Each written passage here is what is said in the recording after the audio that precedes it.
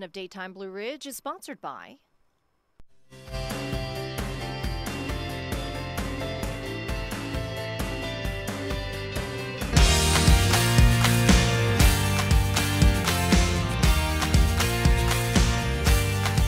We have taken a trip to Clifton Forge and we have landed at Jack Mason's Tavern, and I have one of the owners, Martha, here joining me, and this place is really cool. I mean, we had heard a lot about this restaurant. We said, hey, this place is really cool. We had a lot of people tell us about it. So tell us kind of about your history, how you guys started. We are transplants from out west. We have relatives that were here, so we would come and visit, and we really stumbled upon Clifton Forge and the gem of a town and the area that the Allegheny Highlands is, and we couldn't stay away. So ended up transplanting from Phoenix area, moving here, bought an old hardware store. Right. It took about 1.5 years to rehab it, and here we are almost 8 years later, and it's been nothing but fun. Yeah, so 8 years, that's it. Yeah. I mean, when you walk in here, it feels like you have been here for a lot longer than that. So tell us about some of the features that you have in here. Well, what we did, we tried when we kind of set up the whole decor of the tavern, was we wanted it to feel like kind of old European style pub. So the wood, the dark colors, you know, a lot of our menu, you know, fish and chips and hearty meals, meat and potato type stuff.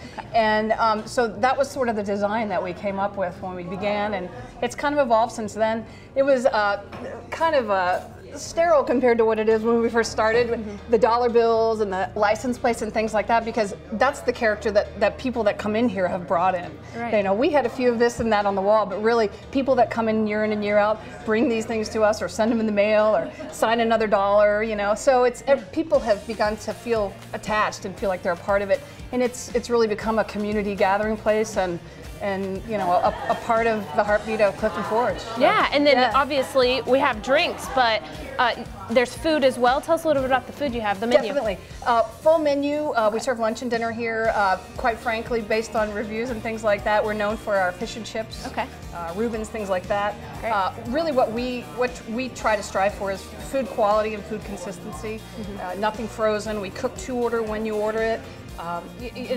Homemade dressings and sauces, and our homemade sauerkraut is a real hit. You know, that's a German sauerkraut that's been in my family for years, and we brought it in, and it's turned out to be one of the best sellers on the menu. So those are the things that we try to continue on a daily basis after 7 years, making sure when you come in you get that same food quality and that same customer service that really we would want anywhere we went. And we have to mention, you're actually starting something pretty cool. You're going to start, is it next door, a brewery? It is. Tell us about that and your vision and everything. Well, I think the talk around the area in the Highlands has always been that a brewery would be a good fit in what we have here in this community. Yeah. And all along, I've been kind of putting the feelers out to breweries, hey, you know, maybe you want to come here. And I was actually approached by 2 brewers who came in and had been to the tavern and said, we think you ought to put in this brewery. And I had never really thought about it. You know, Wendy and I talked, and we're like, you know, okay, well, let's talk about it.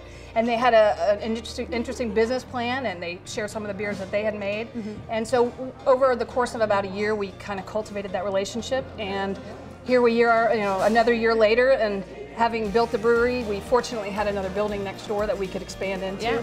Hopefully by the end of the fall, we will be open as far as a brewery and a tasting room. And we have 3 beers that we'll have on tap, an Imperial Stout, German style Kolsch, and an American Pale Ale. So that'll give like a heavy, a medium, and a light beer no matter who comes in. And then there's a 4th tap that we'll have as a revolving tap. We'll start with an IPA and move through brown ales and things like that, just to get a little diversity for people that want something different when they come in every time. So I think one of the things that we really want to make sure is that it's not just something that benefits us in Clifton Forge, but the whole community. One of the things that we're planning on implementing here is anytime you get a pint of our beer, you get a wooden nickel, really. And so we're starting a 5 cents per pint program that'll directly go back into the community to local charities, nonprofits, things like that. So it's cool. We want to make sure that everybody benefits from the expansion and support. So. Absolutely. Yeah. Now, if somebody wanted to find you all, find out more about you, how can they do that? JackMasonsTavern.com, or if you go onto your app provider, you can download our app. Find us on Facebook. It's we're out there and all the social media places that everybody else is, and you know, and we welcome everybody to come in, give it a try, and come on over and try our beer in the fall. Cool, thank you. You're absolutely welcome.